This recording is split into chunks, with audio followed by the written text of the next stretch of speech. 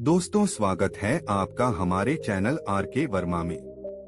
दोस्तों, सुबह भोर हुई तो गंगाराम पटेल और बुलाखीराम उठे और सामान समेटा और घोड़ों पर जीन कसकर अपनी यात्रा पर निकल पड़े। रास्ते में एक नगर में उन्होंने दोपहर का भोजन किया और दिन ढलते ढलते एक नए नगर में जा पहुँचे। वहाँ वे एक धर्मशाला में ठहर गए। नित्य की तरह बुलाखी भोजन का सामान खरीदने के लिए चला गया। वहां उसने लौटती बार जो दृश्य देखा वह उसका रहस्य जानने को बेचैन हो उठा। भोजन आदि से निवृत्त होकर जब गंगाराम बिस्तर पर पहुंचकर हुक्का गुड़गुड़ाने लगे तब उसने पटेल के पैर दबाते हुए उनसे कहा, पटेल जी, अब तो आप भोजनादि से निवृत्त हो चुके हैं। क्या अब मैं अपनी वह बात कहूँ जो आज बाजार से लौटते समय मैंने देखी है? हाँ हाँ भाई, अवश्य कहो, पटेल विनोद भरे स्वर में बोले। तुम्हारी इस शर्त को मानकर ही तो मैं तुम्हें साथ लाया हूँ। मुझे मालूम है कि मैंने तुम्हारी शंका का समाधान न किया तो सवेरा होते ही तुम मेरा साथ छोड़कर वापस लौट जाओगे। आथर अपनी बात अवश्य कहो। पटेल जी, आज जब मैं बाजार से सामान खरीदकर वापस लौट रहा था तो मैंने एक दुकान के बाहर भीड़ जुटी हुई देखी। यह देख मैं भी यह जानने के लिए वहां ठहर गया कि देखूं माजरा क्या है, किस कारण यह भीड़ खड़ी है। मैंने देखा कि एक वैश्य की दुकान के नीचे एक 12-13 वर्षीय लड़के की लाश पड़ी हुई है। लाश के समीप ही उस लड़के के माँ बाप बैठे सिसक रहे थे। तभी एक व्यक्ति वहां पहुंचा। उसमें और वैश्य में कुछ वार्तालाप हुआ। फिर उस व्यक्ति ने लड़के के पिता से किसी बात की शपथ लेने के लिए कहा। लड़के के पिता ने जैसे ही शपथ ली कि मृत लड़का जीवित होकर खड़ा हो गया। यह देखकर मेरी हैरत का ठिकाना न रहा। मैं तत्काल वहां से चलकर आपके पास पहुंचा। बस तभी से मेरे पेट में इस बात का रहस्य जानने के लिए मरोड़े उठ रही थीं, किंतु मुझे यह भी मालूम था कि आप बिस्तर में जाने से पहले कुछ बताएंगे नहीं, इसलिए खामोश ही रहा। अब आप मुझे उस रहस्य के बारे में बतलाइए। सुनो बुलाखीराम, पटेल बोले। यहाँ से कुछ कोसों के फासले पर एक गांव है किशनपुर। उस गांव में रेवती रमन नाम का एक गरीब ब्राह्मण निवास करता था। उसकी पत्नी का नाम शीला था। नाम के अनुकूल उसकी पत्नी बहुत ही शील स्वभाव की थी। ब्राह्मण भी बहुत नेक और अच्छे आचरण वाला था। उनका एक बेटा भी था जिसकी आयु तब 10 वर्ष की हो चुकी थी। उसका नाम था चंद्रदेव। रेवती रमन नाम का वह ब्राह्मण बहुत गरीब था।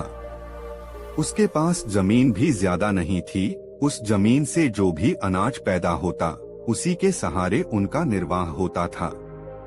अपनी आर्थिक स्थिति से तंग आकर एक दिन उसने अपनी पत्नी से कहा, सुनो शीला, यहाँ गांव में रहकर निर्वाह करना दिन प्रतिदिन मुश्किल होता जा रहा है। आठ मैंने निश्चय किया है कि 1-2 दिन में यह गांव छोड़कर किसी बड़े नगर को चल पड़ेंगे। बड़े शहरों में काम की कोई कमी नहीं होती। ईश्वर ने चाहा तो हम वहाँ किसी की नौकरी कर लेंगे और आराम से जीवन व्यतीत करेंगे।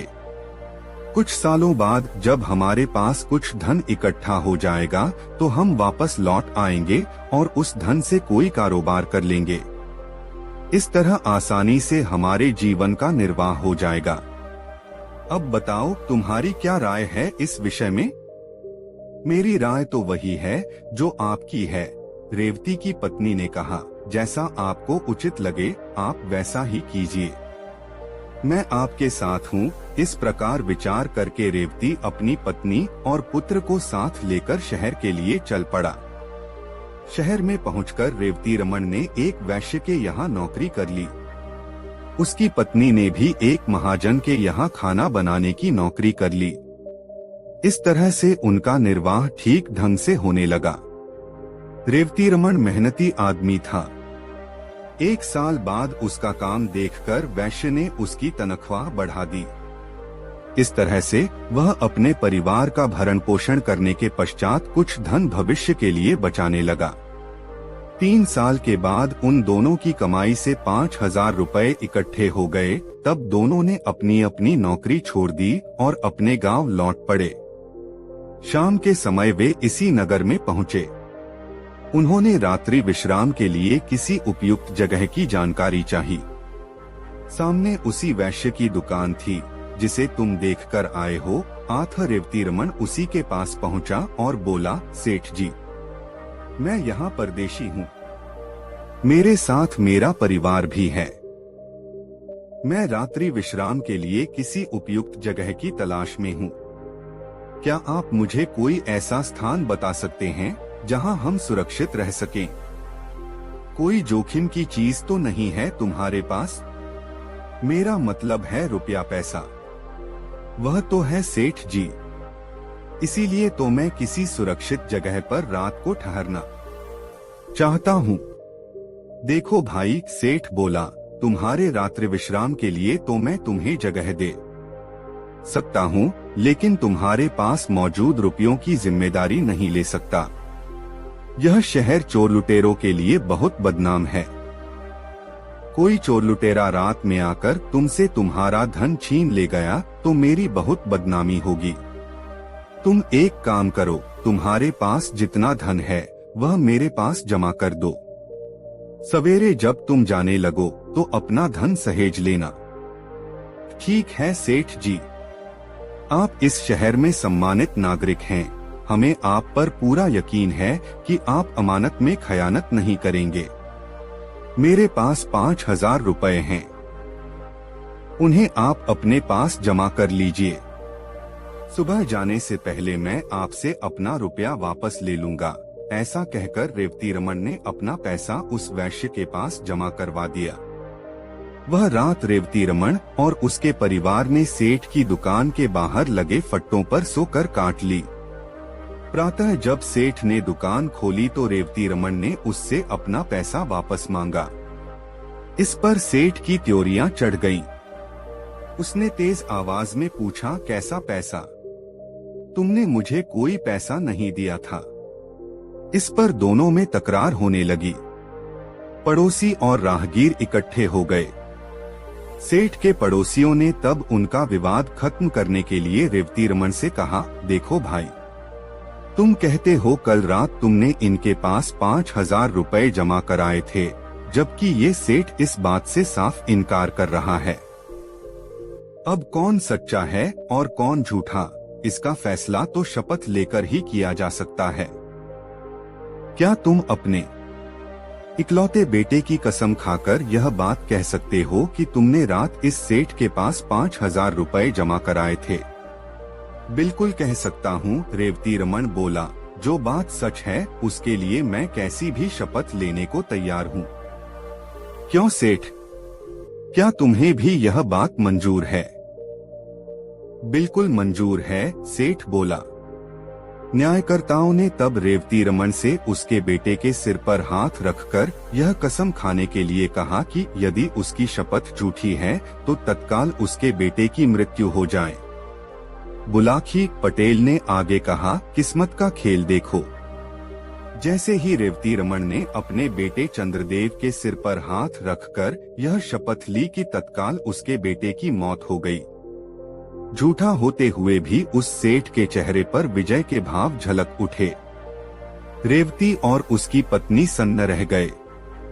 वहां उपस्थित भीड़ और न्यायकर्ताओं ने रेवती को बहुत लानत लामतें दी, क्योंकि वह झूठा साबित हो गया था।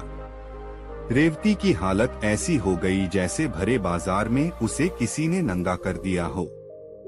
पति पत्नी दोनों ही सिसक रहे थे और भीड़ उनका मजाक उड़ा रही थी, उन पर फप्तियां कस रही थी। तभी उस भीड़ में से निकलकर एक आदमी रेवतीरमण के पास पहुंचा। उसने उससे कहा, देखो दोस्त, असली माजरा क्या है, तुम मुझे सच्ची बात बताओ। क्या वाकई तुमने इस सेठ को 5,000 रुपए जमा करने के लिए दिए थे? रेवतीरमण बोला, यह बात मैं कई बार दोहरा चुका हूँ, लेकिन किसी को यकीन ही नहीं हो रहा। उल्टा सभी लोग मुझे ही बेईमान करार दे रहे हैं। तब एक बार तुम मेरे सामने अपने लड़के की शपथ लेकर यह बात दोबारा कहो कि मेरी बात बिल्कुल सही है। मैंने सेठ के पास अपने 5,000 रुपए जमा कराए थे। यदि तुम्हारी बात सत्य निकली तो तुम्हारा मृत बेटा अभी जीवित होकर उठ खड़ा होगा। फिर उस आदमी ने सेठ से कहा, क्यों सेठ, तुम्हें मंजूर है यह बात? बिल्कुल मंजूर है। भला मुझे क्या एतराज हो सकता है, लेकिन यह आदमी झूठा है। इसका झूठ साबित भी हो चुका है। बेटे की शपथ लेने के बाद इसने झूठ बोला, इसलिए तो इसके बेटे की मौत हो गई है। बेशक वह व्यक्ति बोला, पर अगर इस बार शपथ लेने के बाद इसका बेटा जीवित हो जाए, उस सूरत में तुम्हें इसे 5 नहीं 10,000 रुपए वापस करने होंगे। बोलो मंजूर है? कहा तो है, मुझे इसका चैलेंज मंजूर है, सेठ ने कह दिया। उस व्यक्ति के कहने पर रेवतीरमण ने अपने मृत बेटे की शपथ लेकर अपनी बात दोहरा दी। शपथ लेते ही एक चमत्कार हो गया। रेवतीरमण का मृत बेटा जीवित होकर उठ बैठा। सारी भीड़ यह देखकर आश्चर्यचकित रह गई। तब सेठ को वादे के अनुसार रेवतीरमण को 5 की जगह 10,000 रुपए लौटाने पड़े। इतनी कहानी सुनाकर गंगाराम पटेल ने आगे कहा, बुलाखी, औरों की तरह तुझे भी इस बात पर जरूर आश्चर्य हो रहा होगा कि आखिर वह व्यक्ति था कौन, जिसने न सिर्फ रेवतीरमण के बेटे चंद्रदेव को जीवित किया अपितु जिसने सेठ से उसे दोगुना धन वापस दिलवाया। तो सुन, मानव के वेश में वह व्यक्ति साक्षात कलियुग था, जो अपने कलिकाल का प्रभाव लोगों को दिखाना चाहता था। यह कलियुग है बुलाखी। इस काल में कैसी भी अनहोनी घटना घट जाए, उस पर आश्चर्य नहीं होना चाहिए। आज तू जिस दृश्य को देखकर आया था, वह वही दृश्य था। उम्मीद है अब तेरी जिज्ञासा शांत हो गई होगी। आथा अब मुझे भी सोने दे और खुद भी सो रहा है। कल प्रातः फिर से काशी यात्रा के लिए चलना है। कहकर पटेल ने आंखें मूंद लीं और निद्रारानी की गोद में समा गए। करवट बदलकर बुलाखी नाई भी सो गया। दोस्तों, यह मजेदार कहानी आपको कैसी लगी कमेंट में जरूर बताएं। दोस्तों, गंगाराम पटेल और बुलाखीराम नाई एक नए शहर में पहुंचकर बुलाखीराम ने बाजार में देखा कि एक स्त्री हाथ में तलवार लिए एक व्यक्ति का पीछा कर रही थी और वह जान बचाने के लिए भागा जा रहा था। रात को बुलाखी ने गंगाराम से इस रहस्य को बताने का आग्रह किया तो गंगाराम ने उसे यह कहानी सुनाई। बुलाखीराम, गंगा तट पर बसे इस नगर में एक व्यापारी रहता था जिसका नाम है लक्ष्मीदत्त। अब से कुछ वर्ष पूर्व लक्ष्मीदत्त के पिता धर्मसेन ने उसका विवाह पटना निवासी अपने एक मित्र की बेटी जयावती के साथ कर दिया था। जयावती बेहद खूबसूरत थी। उसके पिता ने उसके विवाह में काफी दान दहेज भी दिया था। इस कारण जब धर्मसेन के घर में उसके बेटे की बहू बनकर आई तो सभी ने उसका दिल खोलकर स्वागत किया। वह घर की सबसे चहेती बहू बन गई। लक्ष्मीदत्त अपनी जया से बहुत प्यार करता था और उसकी हर इच्छा को पूरी करने के लिए सदैव तत्पर रहता था। संयोग से एक बार सेठ धर्मसेन जब गंगा में नौका विहार कर रहे थे, गंगा के भंवर में नौका फंस गई और भंवर में चक्कर लगाने लगी। इस विकट परिस्थिति से लक्ष्मीदत्त के माता पिता घबरा गए। घबराहट में नौका का किनारा उनके हाथ से छूट गया और वे दोनों गंगा की लहरों में समा गए। लक्ष्मीदत्त ने उनकी बहुत खोज करवाई किंतु उनका कहीं पता न लगा। थक-हार कर लक्ष्मीदत्त ने अपने माता पिता का क्रियाकर्म करवाकर सामाजिक दायित्व का निर्वाह कर दिया। पिता के मरने के बाद व्यापार का सारा भार लक्ष्मीदत्त के कंधों पर आ गया। इस कारण उसकी व्यस्तता बढ़ गई। हिसाब किताब के सिलसिले में वह देर रात अपनी दुकान पर बैठने और बाहर के प्रदेशों में भी व्यापार के सिलसिले में जाने लगा। इस कारण पत्नी को देने के लिए उसके पास समय का अभाव हो गया। यह स्थिति उसकी पत्नी जया के लिए असह्य हो गई। कहा तो अपने पति से उसका मिलन हर रोज होता था और अब ऐसी हालत हो गई थी कि 2-2 महीने के बाद जब लक्ष्मीदत्त अपने घर लौटता तो मात्र कुछ ही दिन घर पर ठहर पाता। व्यापार के सिलसिले में उसे फिर से यात्रा पर निकल जाना पड़ता था।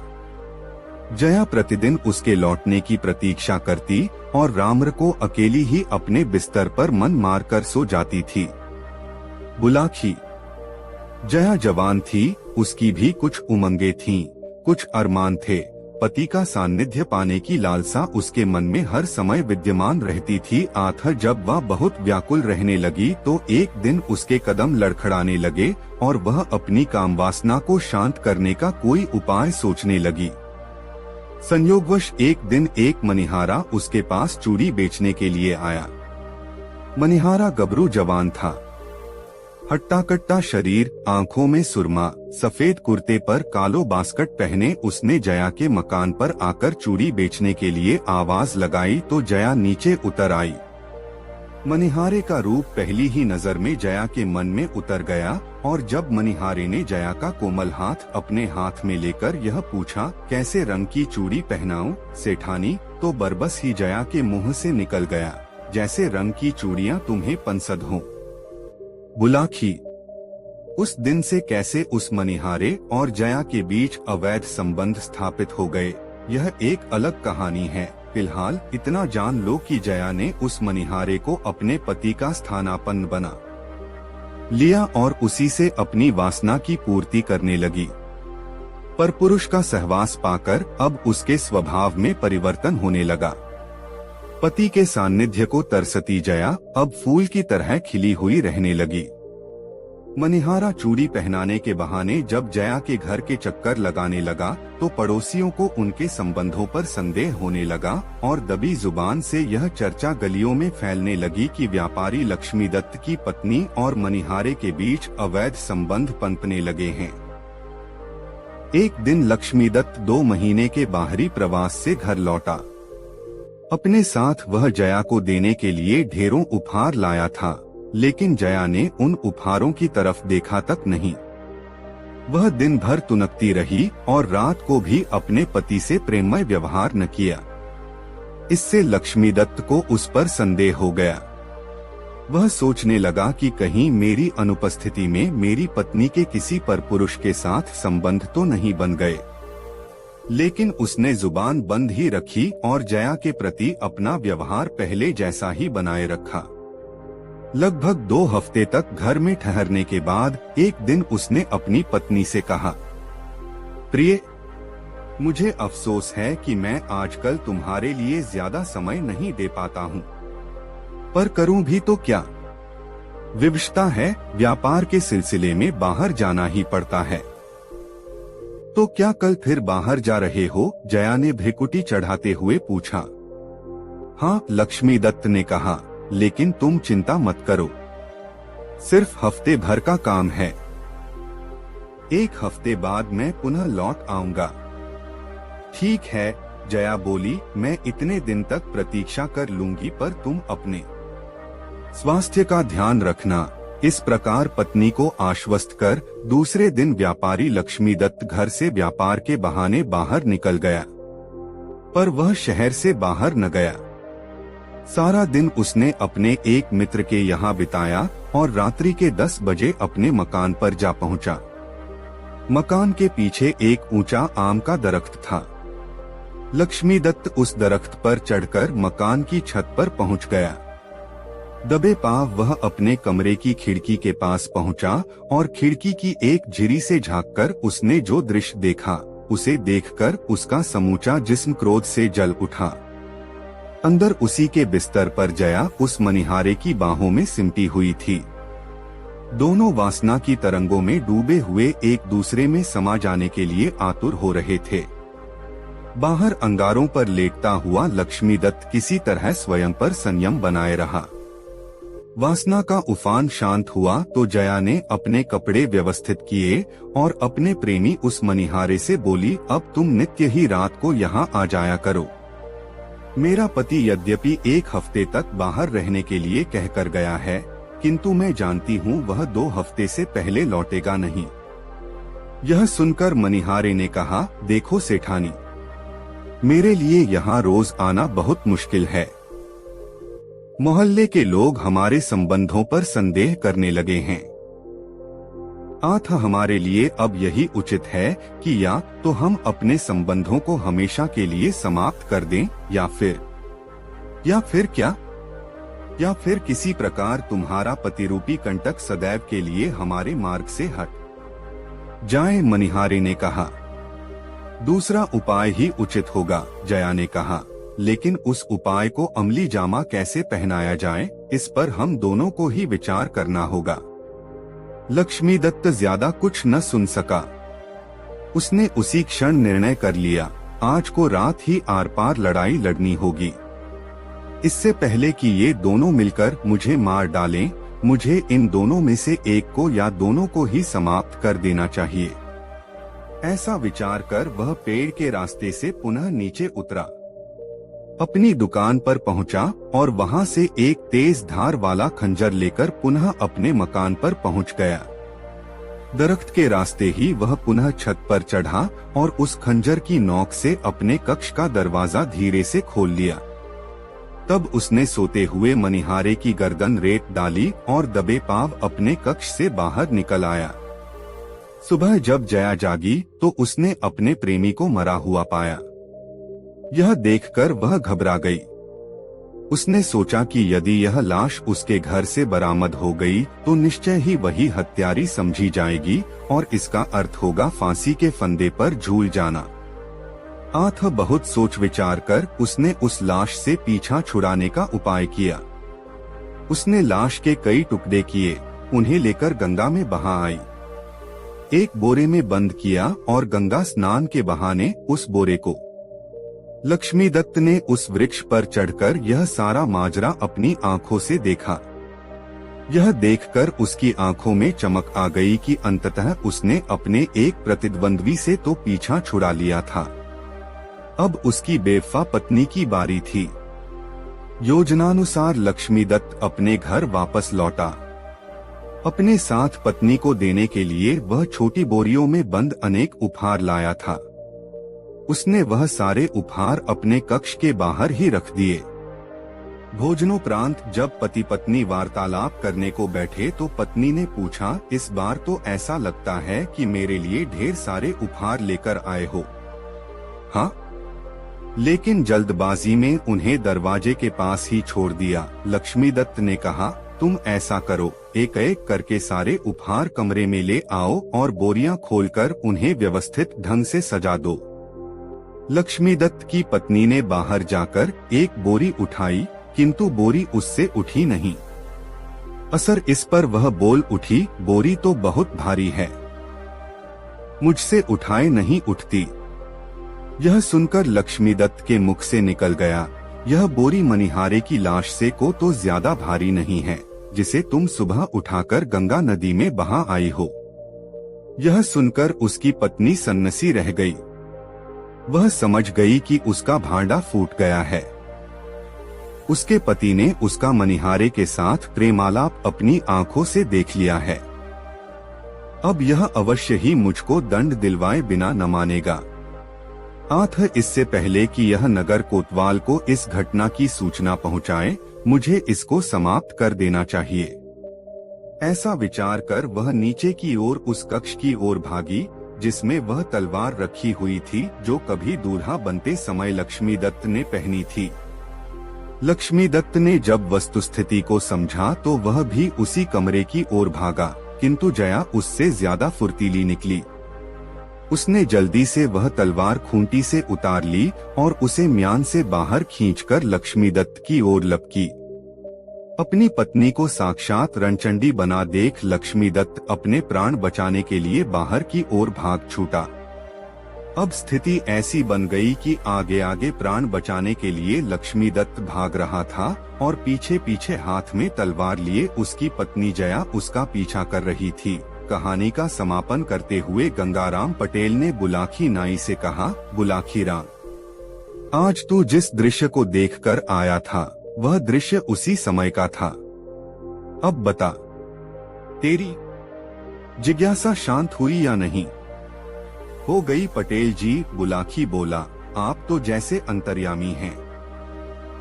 सारी कहानी का खाका मेरी आंखों के सामने ऐसे नाच उठा जैसे यह घटना मेरे सामने ही घटित हुई हो। बस तो फिर अब सो जा, आगे कल भी यात्रा करनी है, यह कहकर गंगाराम ने आंखें मूंद ली। कुछ ही देर में बुलाखीराम नाई के भी खर्राटे वहां गूंजने लगे। रात बीतती रही। दोस्तों, ये कहानी आपको कैसी लगी कमेंट में जरूर बताएं। दोस्तों, गंगाराम पटेल और बुलाखीराम नाई की यह बेस्ट मजेदार कहानी आपको कैसी लगी कमेंट बॉक्स में। दोस्तों, गंगाराम पटेल और बुलाखीराम नाई काशी नगरी में पहुंच गए। वहां उन्होंने ठहरने के लिए एक धर्मशाला को चुना और दोनों उसी धर्मशाला में ठहर गए। धर्मशाला में और भी बहुत से यात्री ठहरे हुए थे। गंगाराम पटेल ने बुलाखी को तो पैसे देकर अपने तथा घोड़ों के खाने का सामान लाने के लिए भेज दिया और स्वयं उन यात्रियों से बातें करने लगे। बुलाखी जब सामान लेकर लौटा तो उसने पटेल को बताया कि शहर में मैंने आज एक अनोखी घटना देखी है। तब पटेल ने उसे आश्वस्त किया कि खाने से निवृत्त होकर जब दोनों आराम से बैठ जाएंगे तो अपनी देखी हुई घटना मुझे सुनाना, मैं तुम्हारे प्रश्न का समाधान कर दूंगा। चुनाचे जब वे दोनों भोजन कर चुके और बुलाखी ने उनके लिए हुक्का भरकर रख दिया तो हुक्के से कश खींचकर पटेल ने बुलाखी से कहा, हाँ तो भाई बुलाखीराम, अब बता कि तूने आज शहर में कौन सी अनोखी घटना देखी है। पटेल जी, आज जब मैं बाजार से अपने और आपके लिए आटा, दाल और घी तथा घोड़ों के लिए दाना रातिब लेकर लौट रहा था तो राह भूलकर एक चौराहे पर जा निकला। वहां पर मैंने देखा कि वहां यहाँ का राजा और उसके साथ और भी बहुत से आदमी मौजूद थे। पास ही में एक भट्ठी पर एक बहुत बड़े कड़ाह में तेल खौल रहा था। तभी राजा के सामने दो पुरुष और एक स्त्री को उपस्थित किया गया। उन दोनों पुरुषों का दावा था कि ये स्त्री उसकी पत्नी है। कहने का अर्थ यह है कि दोनों पुरुष उस स्त्री पर अपना अपना दावा पेश कर रहे थे। तब राजा ने निर्णय दिया कि तुम में से जो भी पुरुष इस तेल से भरे खौलते कड़ाह में स्नान कर सही सलामत बाहर निकल आएगा, उसी को यह स्त्री दे दी जाएगी। पटेल जी, राजा की यह बात सुनकर उनमें से एक आदमी तो निराश होकर मुंह लटकाकर एक ओर को खड़ा हो गया, जबकि दूसरे आदमी ने अपना जांघिया उतारकर खौलते कड़ाह में छलांग लगा दी। आश्चर्य की बात यह है कि उस खौलते तेल में स्नान करने पर भी उस आदमी का बाल बांका न हुआ और वह सही सलामत कड़ाह से बाहर निकल आया और राजा को उसका वादा याद दिलाया। इस पर राजा ने उस आदमी को तो गिरफ्तार करा लिया और वह स्त्री उस आदमी को दे दी जो तेल में स्नान करने के नाम पर निराश होकर खड़ा हो गया था। अब आप इस रहस्य का वेधन कीजिए कि वादे के अनुसार राजा ने वह स्त्री उस प्रतियोगिता में विजयी व्यक्ति को न देकर दूसरे व्यक्ति को क्यों दे दी। यह सुनकर पटेल बोले, बुलाखी, इस रहस्य को जानने से पहले यह सुन कि वे दोनों आदमी कौन थे, तभी सारी बातें तुझे आराम से समझ में आएंगी। यहाँ से काफी दूर के फासले पर किशनगढ़ नाम का एक बहुत बड़ा नगर है। वहाँ के राजा का नाम वीरेंद्र सिंह था। राजा वीरेंद्र का एक पुत्र था जिसका नाम गजेंद्रपाल सिंह था। गजेंद्रपाल का जैसा नाम था वैसा ही वह शक्तिशाली भी था। आए दिन वह आखेट करने के लिए वनों में जाता रहता था। एक दिन राजकुमार आखेट करने के लिए वन में गया तो लौटते समय बड़ी भयानक आंधी में घिर गया। आंधी के कारण वह अपना कार्य भूल गया और एक दूसरे रास्ते पर चल पड़ा। राजकुमार को अपनी इस भूल का पता तब चला जब वह अपने नगर में पहुंचने के स्थान पर एक अन्य नगर में पहुंच गया। राजकुमार ने जब उस नगर के निवासियों से उस स्थान की जानकारी चाही तो उन्होंने बताया कि वह इस समय कामरूप राज्य में है, जो एक बड़े देश चीन के बिल्कुल निकट है। यह जानकर राजकुमार को भारी आश्चर्य हुआ। कामरूप तो उसके राज्य से बहुत दूर था। इतनी जल्दी वह कामरूप में कैसे आ पहुंचा? लेकिन फिर उस भयंकर आंधी की याद हो आई। आंधी इतनी तेज थी कि कुछ कदम के फासले पर भी उसे कुछ दिखाई न देता था। हो सकता है वह उसी आंधी में उड़कर यहाँ तक आ पहुंचा हो। कुछ भी हो, अब तो उसे इस स्थिति का सामना करना ही पड़ेगा। ऐसा विचार कर उसने मन में धैर्य धारण किया और नगर में घूमने लगा। यहाँ एक और भी परेशानी उसके सामने आ खड़ी हुई। इस नगर के अधिकांश निवासी यहाँ की स्थानीय भाषा बोलते थे, जो राजकुमार की समझ में नहीं आती थी। लेकिन कुछ दिनों तक वहाँ रहकर राजकुमार ने उनकी भाषा सीख ली और वह टूटी फूटी स्थानीय भाषा में वार्तालाप करने लगा। एक दिन जब वह शहर में घूम रहा था तो उसने एक जगह दो व्यक्तियों को आपस में लड़ते देखा। दोनों के हाथों में लंबे लंबे चाकू थे और वे एक दूसरे के बार को बचाकर दूसरे पर हमला करने की कोशिश कर रहे थे। वहाँ बहुत से तमाशबीन भी खड़े थे। राजकुमार भी उन तमाशबीनों में जाकर खड़ा हो गया। इसी बीच राजा का रथ वहाँ से गुजरा। राजा ने जब उन व्यक्तियों को लड़ते देखा तो उसने अपने कुछ सैनिक उन दोनों व्यक्तियों को पकड़ने के लिए भेज दिए। सैनिकों ने उनके पास पहुंचकर उन्हें एकंगना चाहा तो वे दोनों सैनिकों से भी भिड़ गए और सैनिकों को घायल करके वहां से भाग गए। राजकुमार ने जब तमाशबीनों से उनके विषय में पूछा तो उसे बताया गया कि ये दोनों नगर के नामी गुंडे हैं। ये इतने खूंखार हैं कि सैनिक भी इन्हें पकड़ने से डरते हैं। फिर जाने पर यह दोनों तत्काल सैनिकों पर धावा बोल देते हैं। फुर्तीले इतने हैं कि पकड़ में नहीं आते और बात की बात में बहुत दूर जा निकलते हैं। यह सुनकर राजकुमार उस नगर के राजा के पास पहुंचा और उससे कहा, राजन, यदि आप आदेश दें तो मैं उन दोनों गुंडों को पकड़कर आपके सामने प्रस्तुत कर सकता हूं। यह सुनकर राजा ने गौर से उसकी ओर देखा और बोला, कोई परदेशी मालूम होते हो, तभी ऐसा दावा कर रहे हो? हाँ राजन, राजकुमार ने कहा, परदेशी तो जरूर हूँ, किंतु मेरा दावा झूठा नहीं है। मैं अपनी बात को सत्य करके दिखला सकता हूँ। तब फिर हमारा आदेश है कि उन्हें पकड़कर हमारे समाने ले आ। यदि तुम ऐसा कर सके तो हम तुम्हें पुरस्कारों से लाद देंगे। आदेश मिलने की देर थी कि राजकुमार विद्युत गति से उस ओर दौड़ पड़ा जिधर वे दोनों गुंडे सैनिकों को घायल कर अपने चाकू चमकाते हुए भाग निकले थे। राजकुमार को मल्ल विद्या का अच्छा ज्ञान था। उसके गुरु ने उसे ऐसे ऐसे दांवपेच सिखा रखे थे कि वह 100 आदमियों पर भी भारी पड़ सकता था। बात की बात में वह उन गुंडों के पास पहुंचा और हुंकार भरते हुए गुंडों से भिड़ गया। बड़ी चपलता से पहले तो उसने उन दोनों के चाकू छीने, फिर उन्हें लात घूंसों और मुक्कों पर रख लिया। कुछ ही देर में दोनों गुंडों के कसबल ढीले हो गए। किसी चूहे की भांति उनकी गरदनें पकड़े उन्हें साथ लेकर राजकुमार राजा के पास लौट आया और दोनों गुंडे राजा के सैनिकों के हवाले कर दिए। राजकुमार का ऐसा पराक्रम देखकर वहां का राजा बहुत खुश हुआ। वह राजकुमार को अपने महल में ले आया। वहां उसने राजकुमार की बहुत खातिर की और फिर उसका परिचय पूछा। राजकुमार ने जब उसे यह बताया कि वह भी एक राजा का बेटा है, तब तो राजा को और भी खुशी हुई। वह अपनी बेटी के विवाह के लिए बहुत चिंतित रहता था। उसकी इच्छा थी कि उसकी बेटी का विवाह किसी ऐसे नौजवान के साथ हो जो बुद्धि और पौरुष दोनों में ही बेमिसाल हो। उसे ये दोनों गुण इस युवक में नजर आए। एक दिन राजा शिकार करने के लिए निकला। अपने साथ वह राजकुमार गजेंद्रपाल सिंह को भी ले गया। जंगल में एक सिंहों का समूह उन्हें नजर आया। राजा ने सिंह का शिकार करने की इच्छा से अपना घोड़ा उन्हीं सिंहों के समूह की ओर दौड़ा दिया।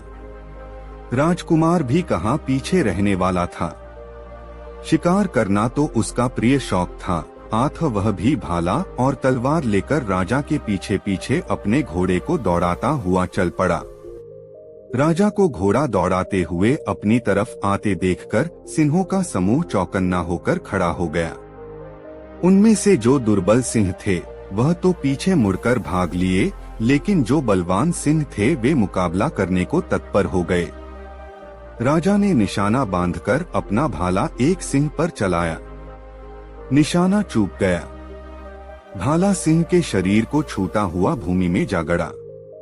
क्रोधित होकर सिंह ने उछाल भरी और अपने पंजे की जोरदार थाप घोड़े की थूथन पर जमा दी। वार इतना करारा था कि घोड़ा लड़खड़ा गया। घोड़े के लड़खड़ाने से राजा का संतुलन बिगड़ गया और वह भूमि पर आ गिरा। तभी दूसरा सिंह राजा पर झपट पड़ा। राजा ने फुर्ती से उठकर म्यान में रखी अपनी तलवार निकालनी चाहिए, लेकिन तभी सिंह के पंजे की एक करारी चोट उसे लगी और वह उछलकर दूर जा गिरा। तत्काल ही उसे मूर्छा आ गई। तब तक राजकुमार भी सिंहों के पास पहुंचा। एक सिंह अभी राजा पर झपटने की तैयारी कर ही रहा था कि राजकुमार का फेंका हुआ भाला सनसनाता हुआ उसकी छाती में पैवस्त हो गया। सिंह ने एक भयंकर दहाड़ मारी और वह भूमि पर लोटपोट होने लगा। दूसरा सिंह भी झपटने ही वाला था कि राजकुमार ने उसकी थूथन पर तलवार का वार कर दिया। सिंहों की थूथन उनकी सबसे संवेदनशील जगह होती है। आठ थूथन पर वार होते ही सिंह एकदम घबराकर पीछे हट गया। एक बार उसने अपने साथी सिंह को भूमि में लोटपोट होते देखा और फिर भयभीत होकर घनी झाड़ियों की ओर दौड़ लगा दी। राजकुमार गजेंद्रपाल घोड़े से उतरा। घोड़े की पीठ पर मौजूद छागल से पानी निकाला और राजा के मुंह पर पानी के छींटे मारे।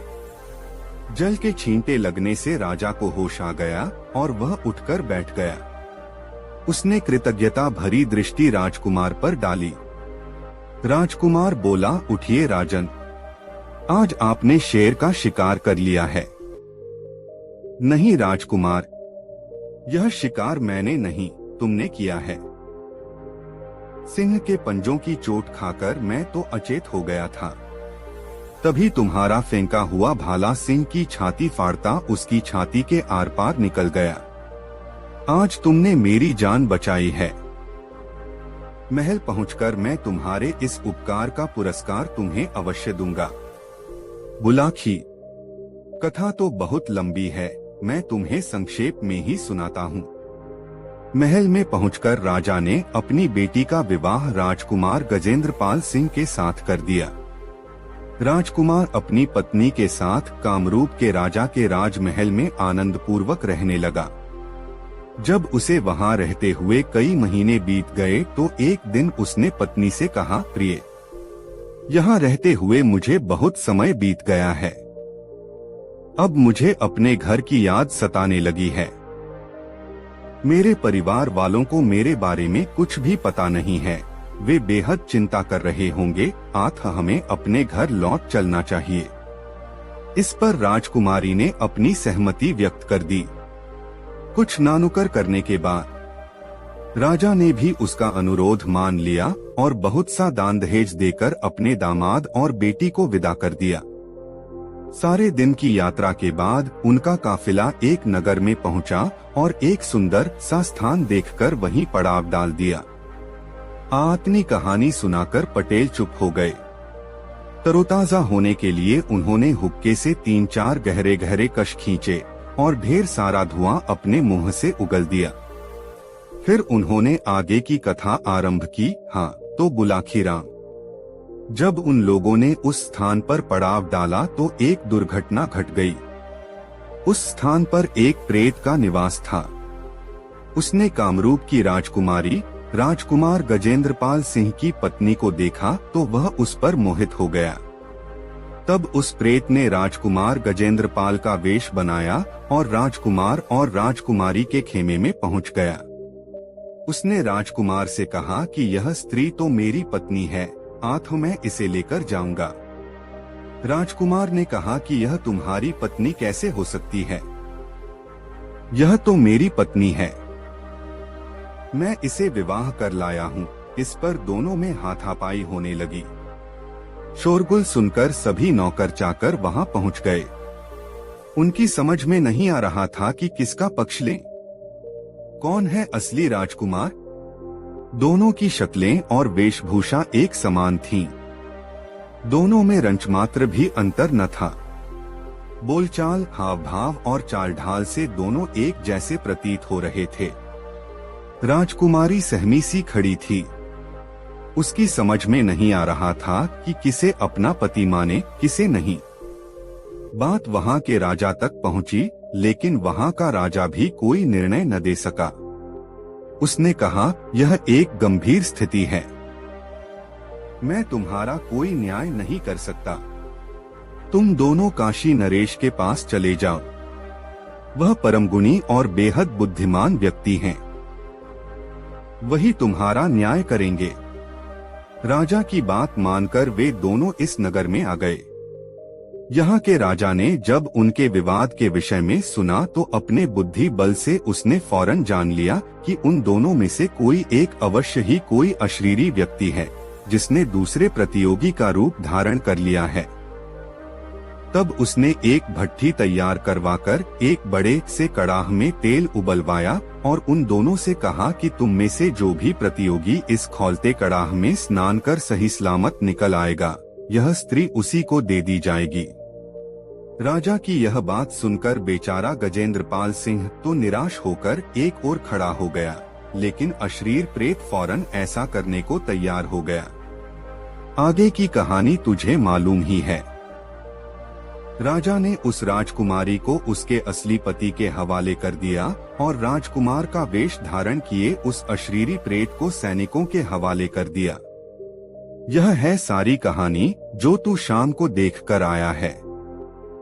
तो क्या राजा उस प्रेत को जेल में बंद रख सकेगा? सारी कहानी सुनकर बुलाखी ने शंका व्यक्त की। यह तो भविष्य की बात है बुलाखी। वैसे यह नगरी भगवान शिव की नगरी है। यहाँ एक से बढ़कर एक अनेक तंत्र मंत्र के ज्ञाता हैं। उस पिशाच की तो बात ही क्या, यहाँ तो यमराज को भी तंत्रपाश में बांधने की शक्ति रखने वाले अनेक विद्याधर मौजूद हैं। यहाँ का राजा बहुत बुद्धिमान है। वह इस प्रेत को ऐसे ही नहीं जाने देगा।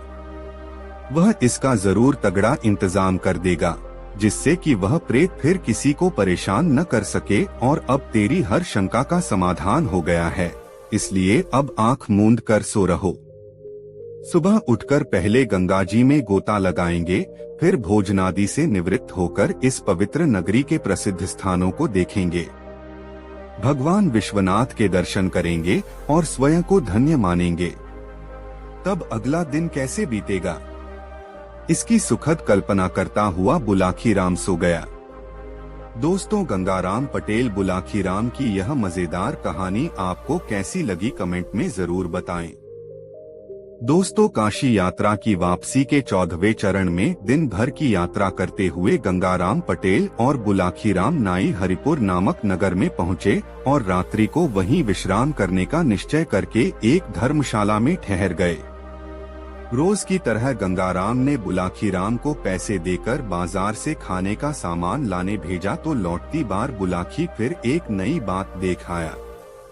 उसने बाजार में देखा कि राजा के आदेश से एक भिखारी और एक सुंदर स्त्री को एक चबूतरे पर बने खंभे के साथ खड़ा करके उनके शरीर में कीलें ठोकी जा रही थीं। दोनों चीत्कार कर रहे थे। खून उनके शरीर से झरझर करता हुआ बह रहा था। बहुत से दर्शक उन्हें देख रहे थे, किंतु कोई भी व्यक्ति उन्हें बचाने के लिए आगे नहीं आ रहा था। बुलाखी यह दृश्य देखकर लौट आया। रात को जब वे दोनों भोजन आदि से निवृत्त हो गए तो बुलाखीराम ने वह दृश्य बताकर गंगाराम पटेल से उसके रहस्य को पूछा।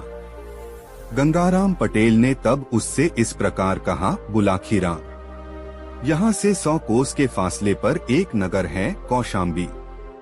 वहाँ राजा नरदत्त का शासन था। नरदत्त की रानी शालिनी राजा से नाराज रहती थी। उसका कहना था कि राजा उसकी बहुत उपेक्षा करता है, वह उसे उसके मायके नहीं जाने देता नहीं वह उसकी इच्छाओं का कोई सम्मान करता है। बुलाखी। रानी का यह आरोप सरासर गलत था। राजा शालिनी को बहुत चाहता था, किंतु राजकाज में उसे इतनी व्यस्तता रहती थी कि वह चाहकर भी रानी के साथ उसके मायके जाने के लिए समय नहीं निकाल पाता था। लेकिन जब रानी अपनी जिद पर अड़ गई तो वह कुछ दिन के लिए उसे उसके मायके ले जाने के लिए तैयार हो गया। एक दिन वे दोनों अपने नगर से चल दिए। रास्ते में एक ऐसा जंगल मिला जहां पानी का कोई साधन नहीं था। 12 कोस आगे और 12 कोस पीछे पानी की एक बूंद नहीं मिलती थी। दैवयोग से खोज करने पर राजा को एक ऐसा कुआं दिखाई दे गया जो एक आम के वृक्ष के नीचे बना हुआ था। उस कुएं में पानी तो था, किंतु पानी बहुत गहराई पर था। राजा उसमें पानी देखकर प्रसन्न हो गया। उस कुएं के पास एक भिखारी बैठा हुआ अपना चिकारा, एक प्रकार का वाद्य यंत्र बजा रहा था। रानी को भोजन तैयार करने के लिए कहकर राजा नहाने के लिए चला गया। उधर भिखारी का गाना सुनकर रानी उसकी ओर आकर्षित हो गई। राजा नहा धोकर वापस लौटा। उसने खाना खाया और गहरी नींद सो गया। तब रानी उठकर उस भिखारी के पास पहुंची और उससे कहा, प्यारे, मुझे तुमसे प्यार हो गया है। मैं तुम्हारे साथ कहीं भी चलने के लिए तैयार हूँ। मुझे अपने साथ ले चलो। मैं एक राजा की पत्नी को कैसे भगा के ले जा सकता हूँ? उसे मालूम पड़ गया तो वह मेरी खाल खींचवा लेगा, भिखारी ने डरते हुए कहा। लेकिन रानी नहीं मानी। वह उसके पीछे ही पड़ गई। पीछा छुड़ाने की गरज से तब उस भिखारी ने रानी से कहा, ठीक है, मैं तुम्हें साथ ले चलने को तैयार हूँ, किंतु मैं जैसा कहूँगा वैसा तुम्हें मानना होगा। रानी तैयार हो गई। भिखारी ने तब उससे कहा कि वह राजा को कुएं में धकेल दे। भिखारी का कहना मानकर रानी सोए हुए राजा के पास पहुंची। उसने राजा को झकझोर कर उठाया और उससे कहा, मुझे बहुत जोर से प्यास लग रही है। आप कुएं से मेरे पीने के लिए पानी ला दीजिए। आंखें मलता हुआ राजा उठा और रानी को साथ लेकर कुएं पर पहुंच गया। राजा ने जैसे पानी लेने के लिए रस्सी बाल्टी कुएं में लटकाई, रानी ने उसे जोर से धक्का दे दिया। राजा गुडुप गुडुप करता हुआ पानी में डूबने लगा। उसी समय रानी उस भिखारी के साथ वहां से भाग गई। भिखारी और रानी ने पेट पालने के लिए गांव-गांव जाकर नाचना गाना शुरू कर दिया। उधर राजा कुएं में डूबा नहीं था। वह एक पत्थर को पकड़कर अधर में लटका हुआ था। कई दिन ऐसे ही बीत गए। एक दिन एक पशुओं का व्यापारी उधर से गुजरा। उसके पास बहुत से मवेशी थे जिनकी पीठों पर अनाज लदा हुआ था। उसने कुएं से जल खींचने के लिए रस्सी बाल्टी लटकाई तो राजा ने उस रस्सी को पकड़ लिया। ऊपर से वह पशुओं का व्यापारी ताकत लगा रहा था, किंतु रस्सी उससे खींच ही नहीं रही थी। उसने कुएं के भीतर झांका तो 2 हाथ बाल्टी पकड़े उसे दिखाई दिए। तब उसने अपने साथियों की मदद से राजा को बाहर निकाला। इतने दिन पानी में भूखा पड़ा रहने से राजा को न तो कुछ दिख ही रहा था और न वह कुछ सुन ही रहा था। उसका बोल भी नहीं निकल रहा था। उस पशुओं के व्यापारी ने 2 दिन तक राजा को धूप में रखा, उसकी सेवा की तो राजा ठीक हो गया। उसने उस पशुओं के व्यापारी को अपनी आपबीती सुनाई। पशुओं के व्यापारी ने उसे आश्वासन दिया कि वह राजा को उसके राज्य तक पहुंचाएगा, लेकिन राजा ने मना कर दिया। वह बोला, तुमने मेरे प्राण बचाए हैं, अब से यह जीवन तुम्हारे लिए है, मैं तुम्हारे साथ ही रहूंगा। तब से राजा भी उस पशु व्यापारी के साथ गांव-गांव, शहर-शहर भटकने लगा। एक दिन एक शहर में उसने मजमा जुटा देखा। उत्सुकतावश वह भी मजमा देखने पहुंच गया। वहां क्या देखता है कि उसकी रानी ठुमक ठुमक कर नाच रही है और वह भिखारी गीत गा रहा है। दर्शक उनकी ओर पैसे फेंक रहे हैं। रानी ने अपने पति को पहचान लिया था। उसे देखकर वह बेहद आतंकित हो उठी। वह सोचने लगी कि यह डूबने से बच कैसे गया। तभी वहां के राजा का बुलावा नाच देखने के लिए आ गया। वह उस भिखारी के साथ अपना नाच पेश करने के लिए राज दरबार में चली गई। सारी रात नाच का कार्यक्रम चलता रहा। राजा बेहद खुश था। उसने कलाकारों से पूछा, बताओ मैं तुम्हारे लिए क्या कर सकता हूँ? तुम जो भी मांगोगे वही मिलेगा। महाराज, दुहाई हो, बस कृपा बनी रहे। हमें रुपया पैसा कुछ नहीं चाहिए, रानी ने विनय की। हम बहुत प्रसन्न हुए। तुम सच्चे कलाकार लगते हो, पर तुम्हें कुछ तो मांगना ही होगा। हमारे दरबार से कोई खाली हाथ नहीं जा सकता, राजा बोला। तो महाराज एक काम करें, आपके राज में एक पशुओं का व्यापारी आया हुआ है। उसके साथ एक नौकर भी है। आप उस नौकर को फांसी पर चढ़वा दें। राजा ने तत्काल अपने सिपाही भेजकर पशु व्यापारी के नौकर को पकड़ बुलाया। नौकर बहुत डरा हुआ था। पशु व्यापारी भी दरबार में आ गया। राजा ने उस नौकर को बताया कि वह फांसी पर चढ़ाया जाने वाला है।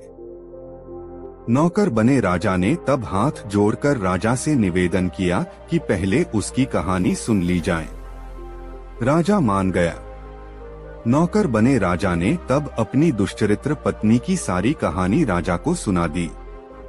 राजा ने फिर उस पशु व्यापारी से भी पूछा। उसने भी बता दिया कि किस तरह उसने राजा को कुएं से निकाला था। सारी बातें जानकर राजा को बहुत गुस्सा आया। उसने आदेश दिया कि राजा नरदत्त को तो सम्मान पूर्वक उसके राज्य में पहुंचा दिया जाए और उसकी दुष्चरित्र पत्नी और उस भिखारी को खंभे से बांधकर उनके शरीर में कीलें ठोंक दी जाएं। सोहे बुलाखीराम, आज शाम तुम जो दृश्य देखकर आए थे वह वही दृश्य था। राजाज्ञा का पालन किया जा रहा था। राजा के आदेश से ही रानी शालिनी और उसके पुरुष मित्र उस भिखारी को एक खंभे से बांधकर उनके शरीर में कीलें ठोंकी जा रही थीं। इतना कहकर पटेल थोड़ा रुके और उन्होंने बुलाखी की तरफ देखा। फिर पूछा, अब बोलो बुलाखीराम, तुम्हारे प्रश्न का उत्तर तुम्हें मिल गया न? अगर तुम संतुष्ट हो गए हो तो अब सो जाएं। आंखों में नींद गहरा रही है। हाँ पटेल जी, अब आराम से सो जाओ। मेरे प्रश्न का उत्तर मुझे मिल गया है, बुलाखीराम बोला और सोने का प्रयास करने लगा। कुछ ही देर बाद दोनों गहरी नींद में सोए हुए थे। दोस्तों, वीडियो को एक लाइक जरूर करें और कमेंट में बताएं कहानी कैसी लगी। दोस्तों, ऐसी और कहानी सुनने के लिए हमारे चैनल आरके वर्मा को सब्सक्राइब जरूर करें। यह वीडियो अपने मित्रों को जरूर शेयर करें। वीडियो देखने के लिए धन्यवाद। अब हसन और उसकी पत्नी के मन में और संदेह उत्पन्न हो गया। मन ही मन हसन ने सोचा, यह महिला हमें इस बेकार पत्थर के लिए 100 मोहरे देने को तैयार है, तो इसका मतलब यह है कि यह कोई साधारण पत्थर न होकर कोई बहुमूल्य हीरा होना चाहिए। उसने महिला से कहा, बहन जी, हम समझ गए हैं कि यह कोई मामूली पत्थर नहीं है। हम इस पत्थर को कौड़ियों के भाव में नहीं देने वाले। यह पत्थर बहुत कीमती है। महिला ने ताड़ लिया कि हसन वास्तविकता को समझ गया है। उसने हसन से कहा, देखो, वैसे तो यह पत्थर मेरे किसी काम का नहीं है, फिर भी मैं इसे खरीद लेती हूँ। मैं तुम्हें इसके बदले 1000 मोहरे दे दूंगी। लाओ, अब इसे मुझे दे दो। महिला की आतुरता देखकर अब हसन को पूरा विश्वास हो गया कि पत्थर का यह टुकड़ा साधारण पत्थर नहीं बल्कि कोई मूल्यवान हो रहा है। यह महिला इसे सस्ते में ले लेना चाहती है। उसने मुस्कुराते हुए कहा, बहन जी, सच्चे हीरे की कीमत हजारों में नहीं लाखों में होती है, समझी? यह सुनकर महिला समझ गई सौदा सस्ते में पटने वाला नहीं है। इसलिए वह उस हीरे के लिए 50,000 मोहरे देने को तैयार हो गई। पर हसन ने हीरा देने से इनकार कर दिया। महिला और हसन की बातचीत चल ही रही थी कि तब तक महिला का पति भी वहां आ गया। वह हीरे को देखते ही समझ गया कि यह बहुत ही कीमती हीरा है। ऐसे हीरे बहुत मुश्किल से हाथ लगते हैं। उसने अंदाज लगाया कि इसकी कीमत 2 लाख मोहरों से कम नहीं है। वह तुरंत हसन को इस पत्थर के लिए 80,000 मोहरें देने को तैयार हो गया। हसन ने कहा, मैं इस पत्थर की कीमत 1 लाख मोहर से कम नहीं लूंगा। अगर तुम्हें लेना है तो इतनी कीमत चुकाकर इसे ले जा सकते हो, वरना मैं बाजार में जाकर इसे किसी जौहरी के हाथ बेच दूंगा। आखिरकार जौहरी ने हसन को 1 लाख मोहरें देकर उससे वह हीरा खरीद लिया। हसन को जरा भी उम्मीद नहीं थी कि घर में बेकार पड़े शीशे के टुकड़े के बदले उसे 1 लाख मोहरें मिल जाएंगी। मोहरें पाकर हसन की खुशी की सीमा न रही।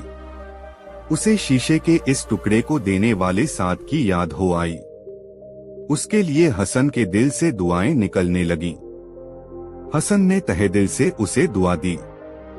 हसन ने इन 1 लाख मोहरों को अच्छे काम में लगाने का निश्चय किया। उस शहर में हसन जैसे रस्सियां बनाने वाले अनेक गरीब लोग रहते थे। अपना गुजर बसर करने के लिए उन्हें दिन भर जी तोड़ मेहनत करनी पड़ती थी। हसन ने उन्हें सस्ते भाव में पटसन एवं सूत देना शुरू कर दिया। उसने उनकी बनाई हुई रस्सियों को भी बाजार में उचित भाव पर बेचना शुरू किया। इस प्रकार धीरे धीरे रस्सियां बनाने वालों की आर्थिक स्थिति सुधरने लगी। हसन को भी अपनी उदार नीतियों के कारण व्यापार में खूब लाभ हुआ। हसन ने अपनी कमाई से एक आलीशान हवेली बनवाई। अब वह अपने परिवार सहित इस हवेली में रहने लगा था। बाद में उसने नदी के किनारे कुछ जमीन और बाग भी खरीद लिया। उस जमीन पर उसने खेती करवानी शुरू कर दी। वह अक्सर अपने परिवार के साथ वहां घूमने जाया करता था। हसन रस्सी वाले को अब लोग हसन सेठ के नाम से जानने लगे थे। मगर हसन इस बात को नहीं भूला कि उसे जो समृद्धि नसीब हुई है उसमें उसके 2 दोस्तों सादी और साद का बहुत बड़ा योगदान था। हसन अपने इन दोस्तों को हमेशा याद रखता तथा बेचैनी से उनके आने की प्रतीक्षा किया करता था। कुछ अरसे बाद ही उसकी यह मुराद पूरी हो गई। एक दिन सादी और साद दोनों हसन से मिलने आ पहुँचे।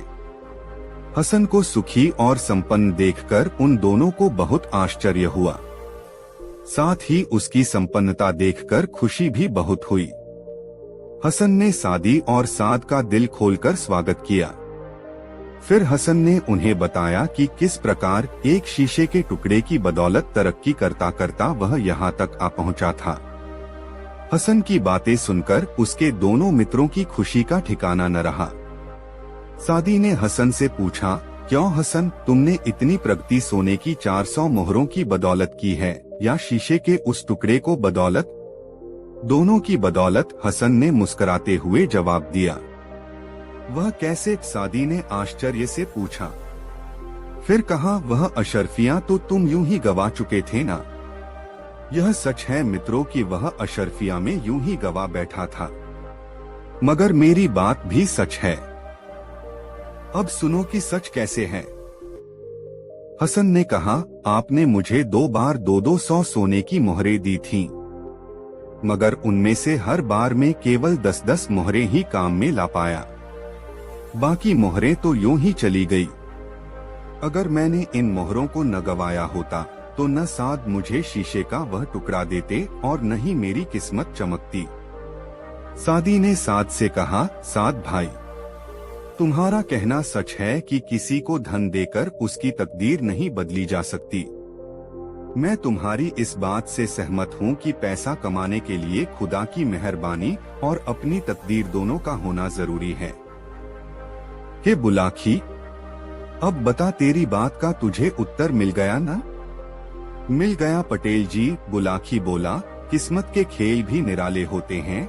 यह कहकर बुलाखी ने बिस्तर पर अपने पैर फैला दिए। शीघ्र ही वह नींद के आगोश में समा गया।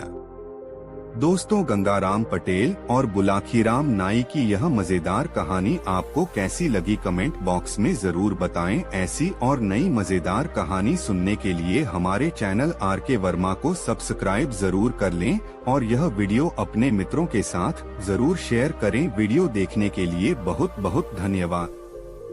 दोस्तों, काशी यात्रा में गंगाराम पटेल और बुलाखीराम नाई फिर एक नए नगर में पहुंचे और उस नगर में ही रात्रि को विश्राम किया। इस बार भी जब बुलाखीराम को खाने का सामान लाने के लिए बाजार भेजा गया तो वह एक नया दृश्य देख आया। बुलाखी ने देखा, एक घर के अंदर से बहुत तेज प्रकाश बाहर आ रहा था। मैंने जाकर देखा तो कुछ बच्चे लड़ रहे थे। उनके पास एक चमकदार पत्थर था। तभी एक महिला ने ताड़ लिया कि वह करोड़ों का हीरा है। वह महिला वास्तविकता को समझ गई। उसने उन बच्चों से कहा, देखो, वैसे तो यह पत्थर मेरे किसी काम का नहीं है, फिर भी मैं इसे खरीद लेती हूँ। मैं तुम्हें इसके बदले 1000 मोहरें दे दूंगी। लाओ, अब इसे मुझे दे दो। महिला की आतुरता देखकर बच्चों को पूरा विश्वास हो गया कि पत्थर का यह टुकड़ा साधारण पत्थर नहीं बल्कि कोई मूल्यवान वस्तु है। वह चतुर महिला उसे सस्ते में ले लेना चाहती थी। उसने मुस्कुराते हुए कहा, बहन जी, सच्चे हीरे की कीमत हजारों में नहीं लाखों में होती है, समझी। यह सुनकर महिला समझ गई सौदा सस्ते में पटने वाला नहीं है, इसलिए वह उस हीरे के लिए 50,000 मोहरें देने को तैयार हो गई। इस पर बच्चों ने हीरा देने से इनकार कर दिया। इतने में उनका पिता और घर के सभी सदस्य आ गए। पटेल जी, वह अमूल्य वस्तु क्या थी और उन बच्चों को कैसे मिली और उस महिला ने बाद में क्या हुआ उन गरीब लोगों का। बुलाखी। बहुत समय पहले बगदाद शहर में हसन रस्सीवाला नाम का एक आदमी रहता था। नाम तो उसका हसन था, मगर चूंकि वह दिन भर रस्सियां बनाने का काम करता था, इसलिए लोग उसे हसन रस्सीवाला कहते थे। उसकी पत्नी और बच्चे भी रस्सी बनाने के काम में उसका हाथ बटाया करते थे। इतनी कड़ी मेहनत करने के बाद भी उसके परिवार का मुश्किल से गुजारा होता था। एक दिन साद और सादी नाम के हसन के 2 मित्र उससे मिलने आए। वे बगदाद के समीप एक शहर में रहते थे। सादी को हसन से बातचीत करते हुए उसकी गरीबी का एहसास हो गया, इसलिए उसने हसन को सोने की 200 अशर्फियां देते हुए कहा, इन अशर्फियों से तुम अपना व्यवसाय शुरू करो। हम देखना चाहते हैं कि तुम इस धन से कोई व्यवसाय शुरू करके अपनी कमाई बढ़ा सकते हो या नहीं। अशर्फियां पाकर हसन बहुत खुश हुआ।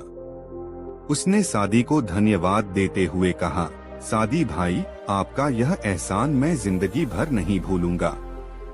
मुझे पूरा विश्वास है कि इस धन से मैं अपना व्यवसाय शुरू करके अच्छी कमाई कर सकूंगा। सादी और साद ने उससे कहा, हम भी यही चाहते हैं कि तुम कोई व्यवसाय शुरू करो और अच्छी कमाई करो। अब हम चलते हैं। 6 महीने बाद हम फिर तुमसे मिलने आएंगे। हमें उम्मीद है कि तब तक तुम खुशहाल हो जाओगे। हसन को जिंदगी में पहली बार इतना धन मिला था। अब उसके सामने सबसे बड़ी समस्या इस धन की सुरक्षा की थी। साद और सादी के जाने के बाद उसने सोचा, इन अशर्फियों का क्या किया जाए, इन्हें कहाँ रखा जाए ताकि ये महफूज रहें। आखिरकार उसने उनमें से 10 अशर्फियां अपने खर्च के लिए निकाल लो और बाकी 190 मोहरें उसने अपनी पगड़ी के एक सिरे में सी ली और वह सिरा पगड़ी में दबा दिया। अब उसे मोहरों के चोरी हो जाने का बिल्कुल डर नहीं रहा। 10 अशर्फियां लेकर वह बाजार गया। उनसे उसने अपने बेटे के लिए कुछ नए कपड़े और मिठाइयाँ खरीदो।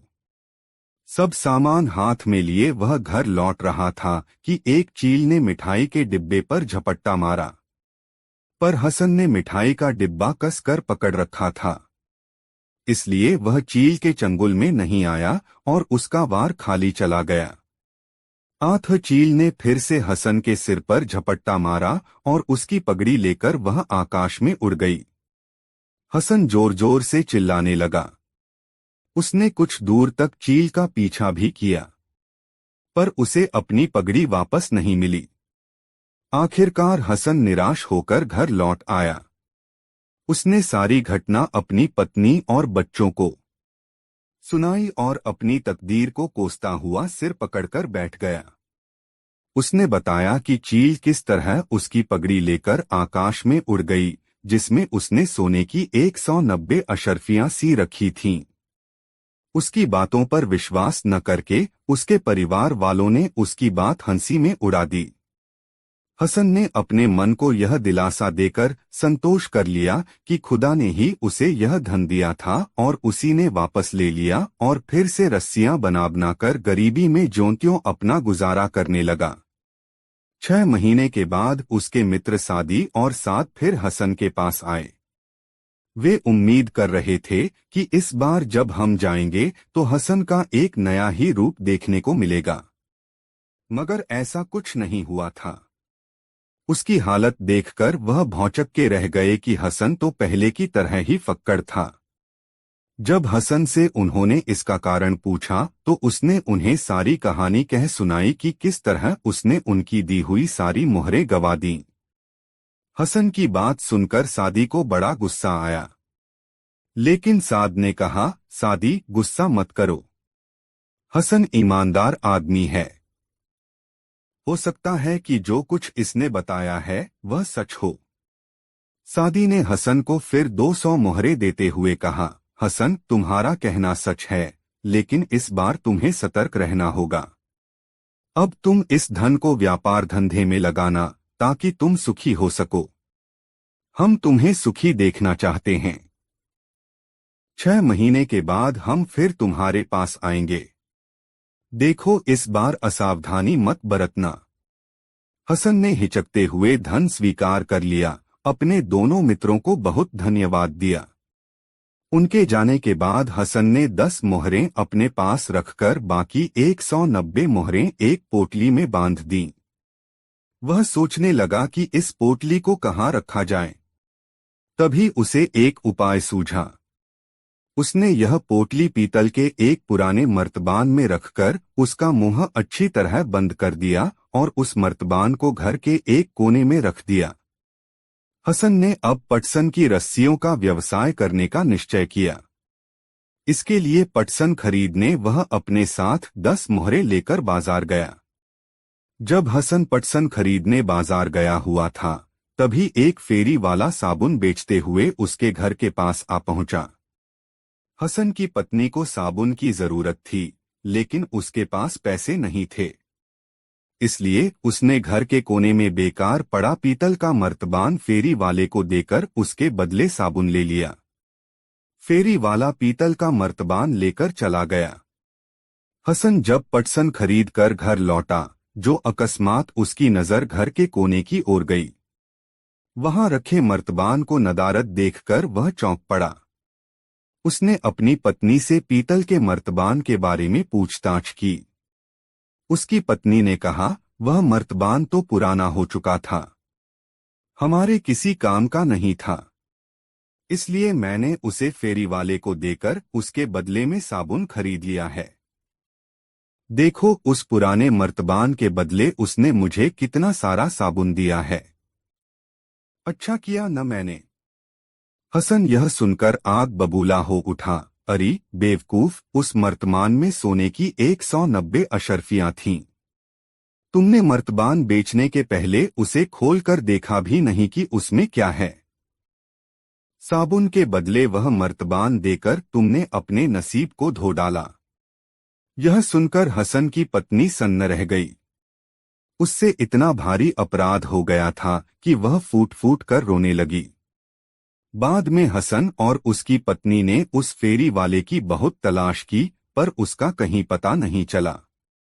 हार थककर हसन ने अपनी तकदीर को कोसते हुए कहा, खुदा को शायद यही मंजूर था। अब वह और भी ज्यादा मेहनत और लगन से रस्सियां बनाने के काम में जुट गया। मगर उसका जीवन मेहनत मजदूरी और गरीबी से भरपूर ही रहा।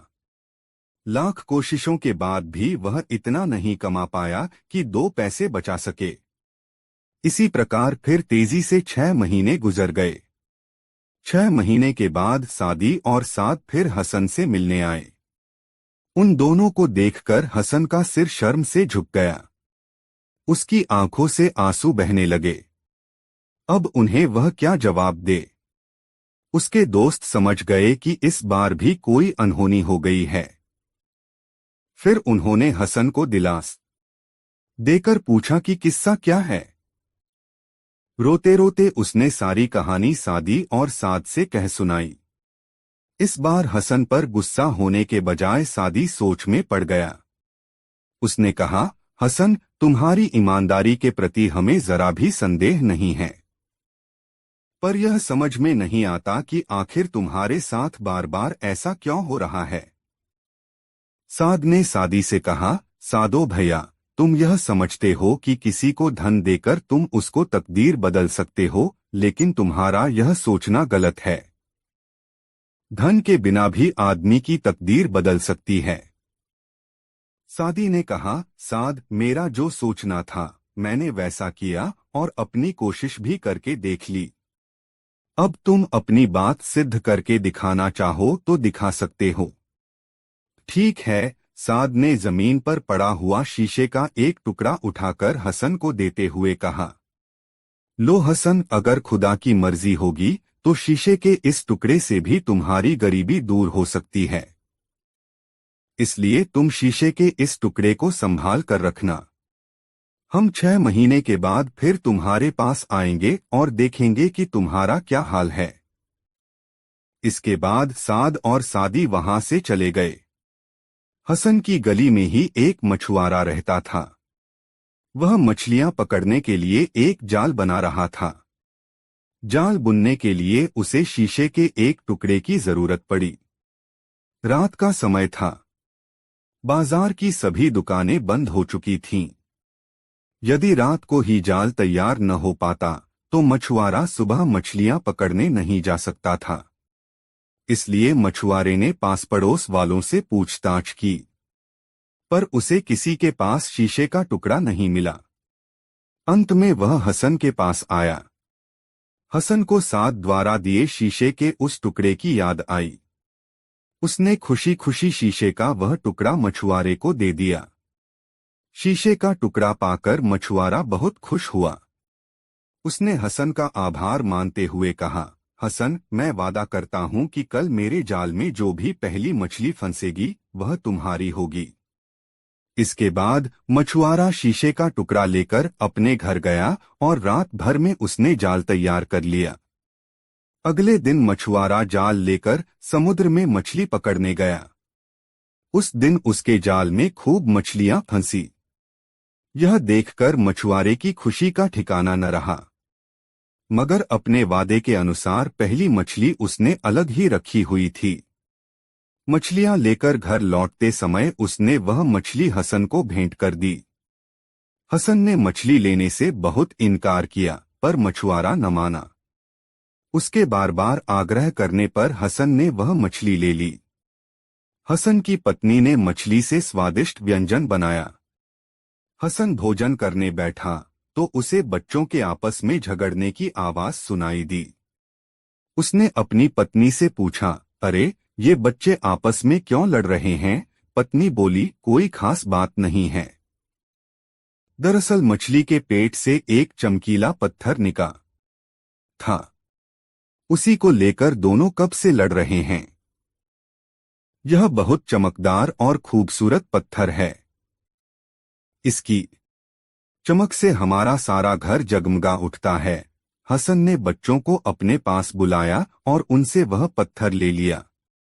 उसने पत्थर को हाथ में लेकर देखा तो उसकी चमक से उसकी आंखें चौंधियां गई। तभी हसन के पड़ोस में रहने वाली एक महिला वहां आ पहुंची। उसने हसन की पत्नी से पूछा, अरे, तुम्हारे घर में इतना शोर क्यों मचा हुआ है? हसन की पत्नी ने उसे वह चमकदार पत्थर दिखाते हुए कहा, क्या बताऊं बहन, आज तो मेरे बच्चों ने नाक में दम कर रखा है। इस चमकीले पत्थर के लिए दोनों आपस में लड़ रहे हैं। चमकीला पत्थर देखते ही महिला दंग रह गई। उसका पति जौहरी था, इसलिए उसे रत्नों को अच्छी परख थी। वह उस चमकीले पत्थर को देखते ही समझ गई कि यह कोई साधारण पत्थर नहीं, मूल्यवान सच्चा हीरा है और इसकी कीमत लाखों में है। वह इसे पाने के लिए आतुर हो उठी। महिला ने सोचा कि हसन के परिवार वालों को रत्नों की पहचान तो है नहीं, लाखों के इस हीरे को क्यों न औने पौने भाव में हथिया लिया जाए। इसलिए उसने हसन की पत्नी से कहा, अगर तुम्हारे बच्चे इस बेकार पत्थर के लिए लड़ रहे हैं तो लाओ इसे मुझे दे दो, मैं तुम्हें इसके बदले बोम मोहरें दूंगी। मगर हसन की पत्नी ने उसे वह चमकीला पत्थर देने के लिए इनकार कर दिया। उस महिला की बात सुनकर वह समझ गई कि यह जरूर कोई कीमती पत्थर होगा, इसलिए वह महिला बिना मांगे इस पत्थर के लिए 20 मोहरें देने को तैयार हो गई। महिला ने देखा कि इतने सस्ते में काम पटने वाला नहीं है, तो वह झट से उस पत्थर के लिए 100 मोहरें देने को तैयार हो गई। दोस्तों, यह कहानी आपको कैसी लगी कमेंट में जरूर बताएं। ऐसी और नई मजेदार कहानी सुनने के लिए हमारे चैनल आरके वर्मा को सब्सक्राइब जरूर कर लें और यह वीडियो अपने मित्रों को जरूर शेयर करें। वीडियो देखने के लिए आपका बहुत बहुत धन्यवाद। मिलते हैं किसी अगले वीडियो में, तब तक के लिए जय श्री राधे राधे, धन्यवाद।